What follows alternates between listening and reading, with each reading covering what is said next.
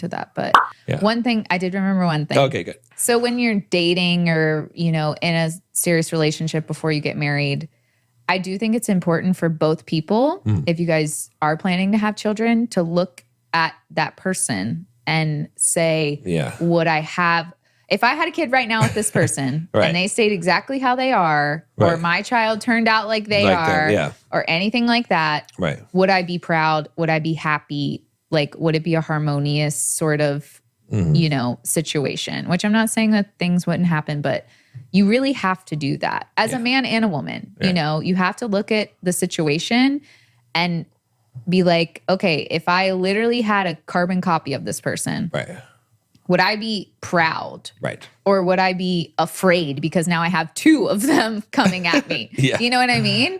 Like, because that can happen. Well, it will happen. Children will inherit your negative character traits, not necessarily your positive ones. Parents, because whatever it is, they might be a different person, but the negative traits that you have. Well, it rubs off. They're living in that environment. They're seeing that all the time. Like it's just going to happen whether they want it to or not. And they're too young to fight it off, really, a lot of the time. So I would say when you're getting serious and you guys agreed you want to have kids before you get married, where you can still leave if the answer is no and you finally realize like, oh, this isn't actually the relationship I thought it was.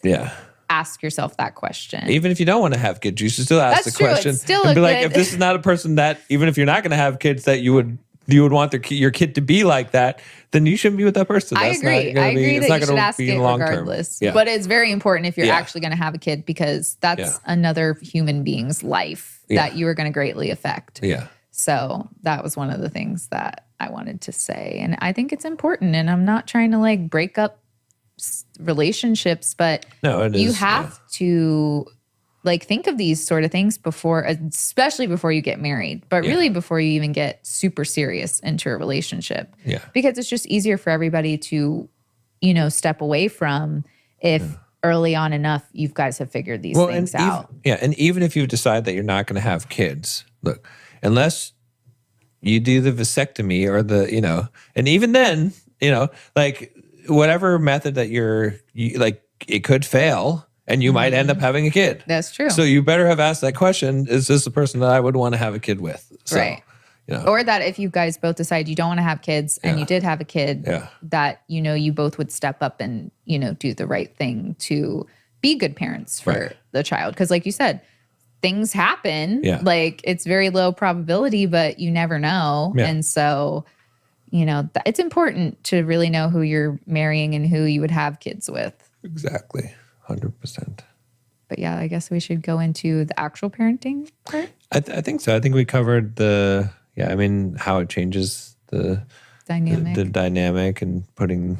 It's definitely harder to have the romance that you have before you had kids, or in our instance, like the weeks where we can just be romantic and do all the things that we want to do. Like it's hard to do that when you have a child, and even too, like going on family vacations is a different dynamic because you have to do things that entertain your children, but you also try to fit in things that like you as adults would like to do.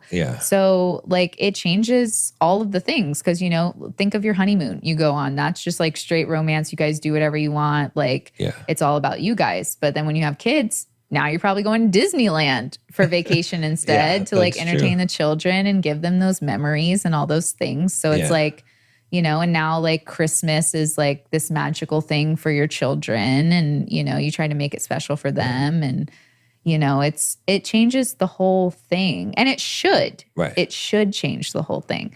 Like obviously if 24/7 we could just be romantic and like go on dates every single day, we would do it.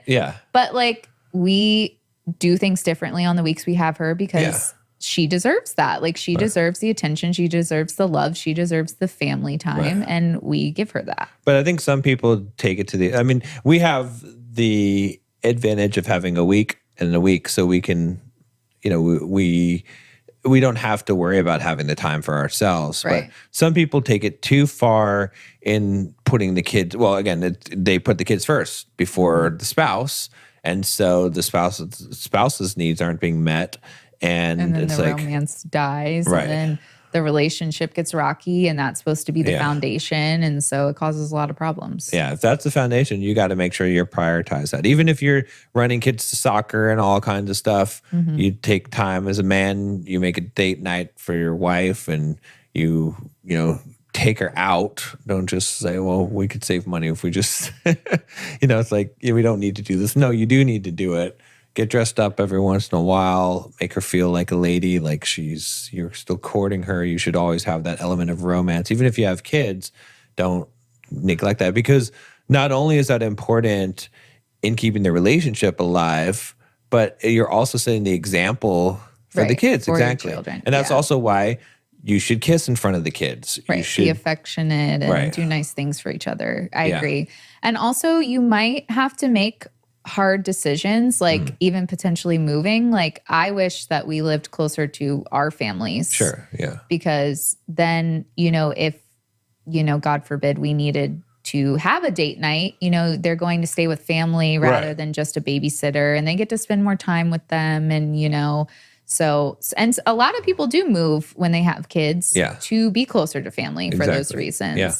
And it's good for the child. It's good for you guys, so that is something that might potentially come up too. And that's also a change, right? Like we live in San Diego, and like my family lives in Virginia and your family lives in Florida. So that would mean like we would have to up and move to one of those places. And, we like San Diego. Yeah. But, and some people might have to end up moving from a place that they like, but your dynamic's different. Like there's also things differently you do when you live somewhere when you're just a couple and versus when you have kids. So you have to weigh a lot of things too. You might end up with a minivan or some car that holds more children because you're having more children. It's a lot of things that change in the dynamic, like more than we could probably even just sit here and list out. No, but most people don't think about that ahead of time. That's the thing that I think is important, is to realize that you can handle it. You can get, if your relationship is strong, you can handle anything. Right. Yeah. But know that those things are going to change. And then again, like I said, it's a decision you don't have to make. You don't have to have kids today.